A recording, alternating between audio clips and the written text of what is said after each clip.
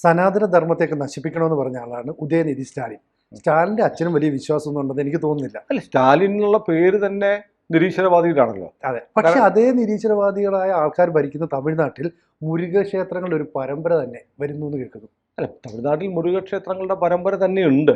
തമിഴ് കടവുളാണ് മുരുകൻ. മുരുകൻ എന്ന് പറയുന്നത് സേനാധിപനായ സ്കന്ദൻ, വടിവേലു എന്നൊക്കെ പറയുന്നത് തമിഴന്റെ വികാരമാണ്. പക്ഷെ സർക്കാർ ഇനിഷ്യേറ്റീവ് എടുക്കാന്ന് പറഞ്ഞാലോ അത് വളരെ വിചിത്രമായി തോന്നുന്നു. കാരണം നമ്മൾ ഈ പറഞ്ഞ പോലെ നമ്മൾ ഈ സ്റ്റാലിനും ഉദയനിധി സ്റ്റാലിൻ്റെ മകനും ഒക്കെ ഹിന്ദു ധർമ്മത്തെ നശിപ്പിക്കണം, ഹിന്ദു വിരുദ്ധമായ നിലപാടുകളെടുത്ത് നിരീശ്വരവാദം മുന്നോട്ട് വെക്കുമ്പോൾ സ്റ്റാലിൻ്റെ ഭാര്യ ഉദയനിധി സ്റ്റാലിൻ്റെ അമ്മ ഗുരുവായൂരപ്പന് സ്വർണ്ണ കിരീടം കൊടുക്കുന്നു, അവർ മൂകാംബിയെ പോകുന്നു.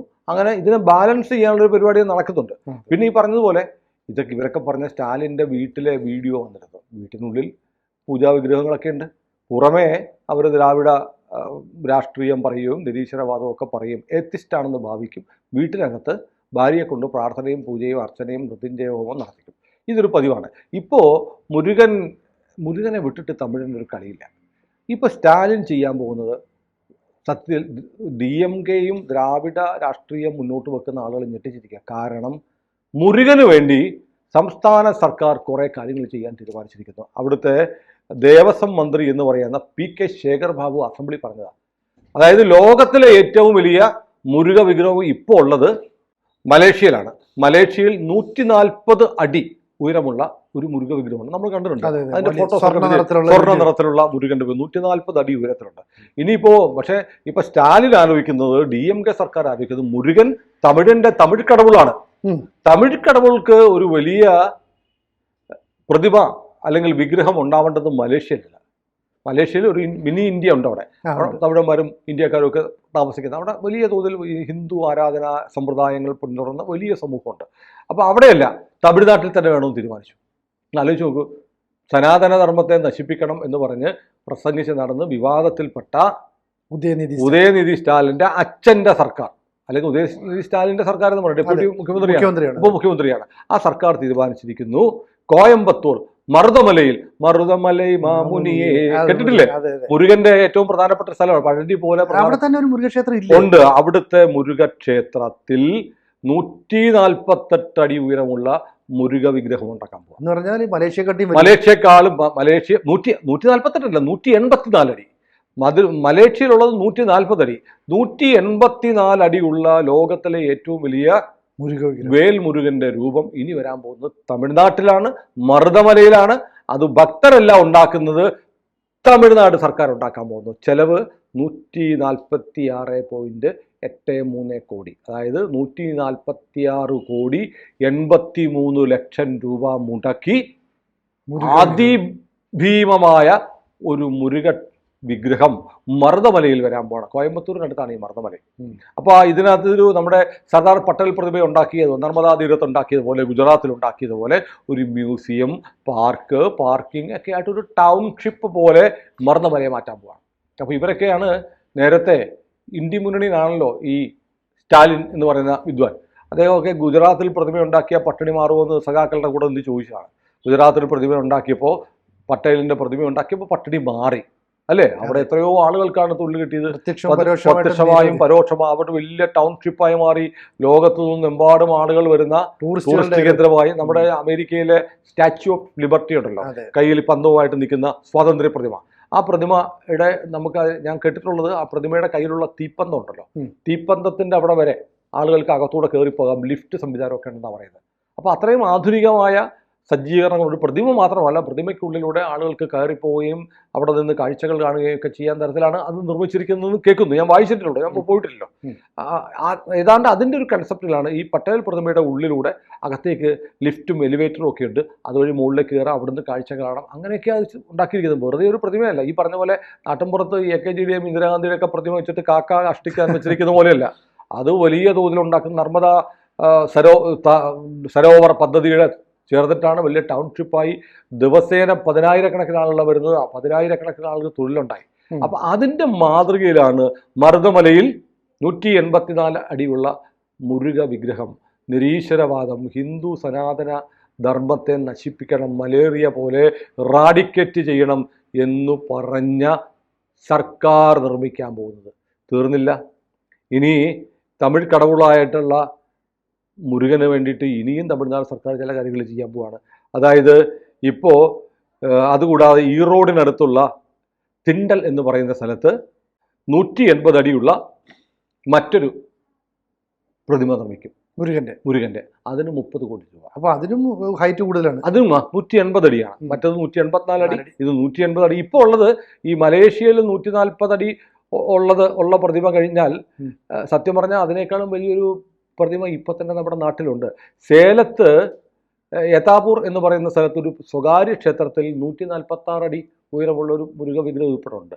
പക്ഷെ അത് ഈ പറഞ്ഞ പോലെ ഒരു കൂറ്റൻ വിഗ്രഹമാണോ എന്നറിയില്ല.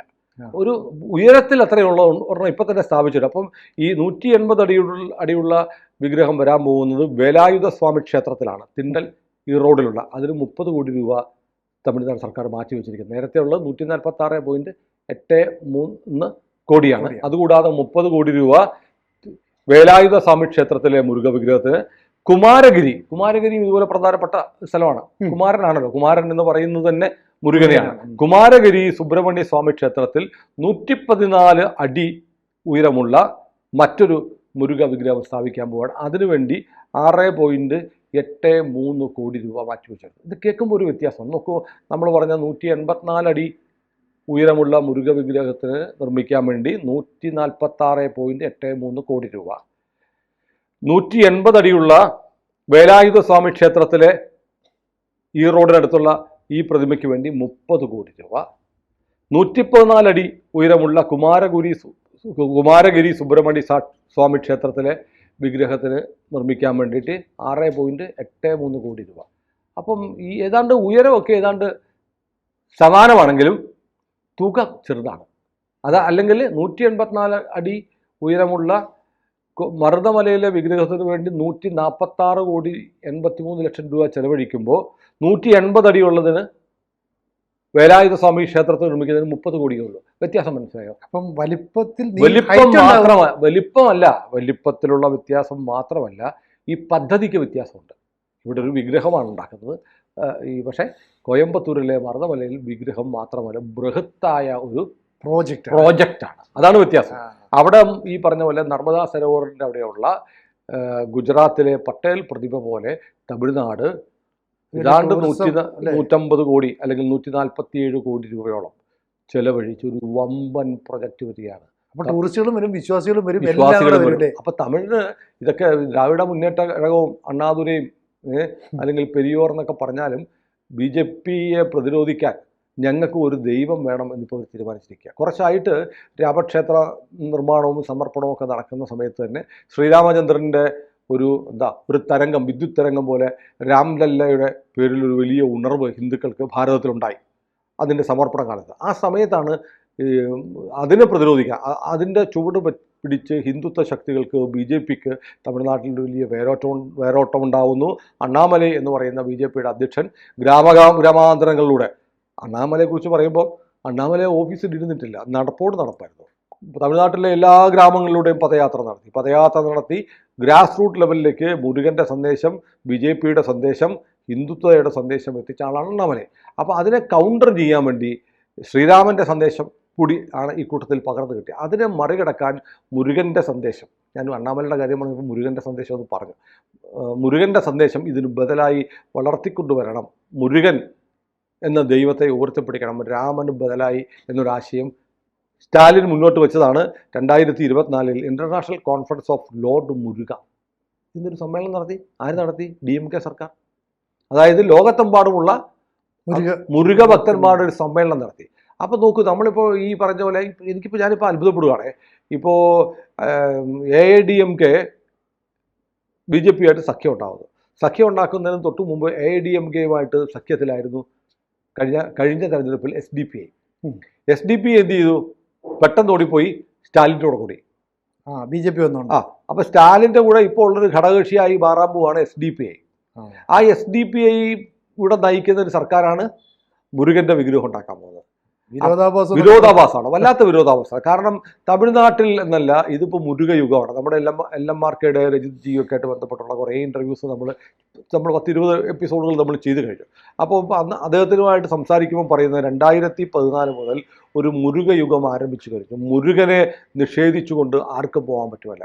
തമിഴിൻ്റെ ഒരു ശക്തി, തമിഴ്നാടിൻ്റെ സ്വാധീനം, മുരുകൻ്റെ സ്വാധീനം ഇന്ത്യ മുഴുവൻ വ്യാപിക്കുകയാണെന്ന് 2014 മുതൽ അങ്ങനെ സംഭവിക്കുകയാണെന്ന് രജിത് കുമാർ പറഞ്ഞത് പലതും നമ്മുടെ അനുഭവത്തിൽ കണ്ടു. ഇപ്പോൾ ഡീപ് സ്റ്റേറ്റിൻ്റെ കാര്യത്തിലാണെങ്കിലും ഈ ട്രംപ് തിരിച്ചു വരുന്ന കാര്യത്തിലാണെങ്കിലും ഒക്കെ നമ്മൾ പറഞ്ഞ കാര്യങ്ങളെല്ലാം സംഭവിച്ചുകൊണ്ടിരിക്കുകയാണ്. അപ്പോൾ അതിൻ്റെ ഭാഗമായി ഇപ്പം മുരുകനെ അംഗീകരിക്കാതെ തരമില്ല എന്ന തരത്തിലേക്ക് ദ്രാവിഡ പാർട്ടി മാറിയിരിക്കുന്നു. നിരീശ്വരവാദം പറഞ്ഞ് ഹിന്ദുമതത്തെ ഉന്മൂലനം ചെയ്യണം എന്ന് പറഞ്ഞ സ്റ്റാലിനെ പിടിച്ചുകൊണ്ടുവന്ന് മുട്ടുകുത്തിച്ച് ഭഗവാൻ മുരുകൻ നീ ഹിന്ദുത്വ പറഞ്ഞാൽ മതി, ഹിന്ദുത്വ എന്നുള്ള വാക്ക് പറയുന്നില്ലെങ്കിലും നിന്റെ സർക്കാർ ഒരു പ്രായശ്ചിത്തം പോലെ എൻ്റെ രൂപങ്ങൾ ഉണ്ടാക്കി വെക്കട്ടെ എന്ന് ഭഗവാൻ വേലായുധൻ നിശ്ചയിച്ചതിൻ്റെ ഭാഗമായി ആണ് ഇങ്ങനെ തീരുമാനം വന്നതെന്ന് നമ്മൾ പറഞ്ഞാൽ അത്ഭുതമൊന്നുമില്ല. കാരണം കടുത്ത ഹിന്ദുത്വ വിരുദ്ധത അല്ലേ പറയുന്ന സർക്കാരാണ് മുരുകൻ്റെ വിഗ്രഹങ്ങൾ കോടികൾ മുടക്കി ഉണ്ടാക്കാൻ പോകുന്നത്. അപ്പോൾ ഒരു മൊത്തത്തിൽ ഇതെല്ലാം കൂടെ കൂട്ടുമ്പോൾ 200 കോടിക്ക് മുകളിലാണ് ഭഗവാൻ മുരുകൻ്റെ വിഗ്രഹങ്ങൾ തമിഴ്നാട്ടിൽ ഉണ്ടാക്കാൻ ചെലവഴിക്കുന്നത്. അങ്ങനെ എന്തൊക്കെ പറഞ്ഞാലും സനാതനം എന്ന് പറഞ്ഞാൽ നശിക്കാത്തതാണ്. നിഷേധിക്കുന്നവനും നാളെ ഇതിൻ്റെ വഴിത്താരയിലേക്ക് കടന്നു വരണം. സ്റ്റാലിൻ പതുക്കെ ഈ ഗീർവാണമൊക്കെ പറയുന്നുണ്ടെങ്കിലും സ്റ്റാലിന് ഹിന്ദു ദൈവമായ മുരുകനെ അംഗീകരിക്കാതെ മുന്നോട്ട് പോകാൻ ഇനി കഴിയില്ല എന്ന തിരിച്ചറിവിലേക്ക് സ്റ്റാലിൻ എത്തിയതിൻ്റെ അടയാളങ്ങൾ കൂടിയായിരിക്കും മറുതമലയിലും വേലായുധപാണിയിലും കുമാരഗിരിയിലുമൊക്കെ ഉണ്ടായി വരാൻ പോകുന്ന മുരുക വിഗ്രഹങ്ങൾ. കൂടുതൽ വാർത്തകളും വിശേഷങ്ങളും നിങ്ങളിലേക്ക് എത്താൻ ABC മലയാളം സബ്സ്ക്രൈബ് ചെയ്യുക, ബെൽബട്ടനും അമർത്തുക.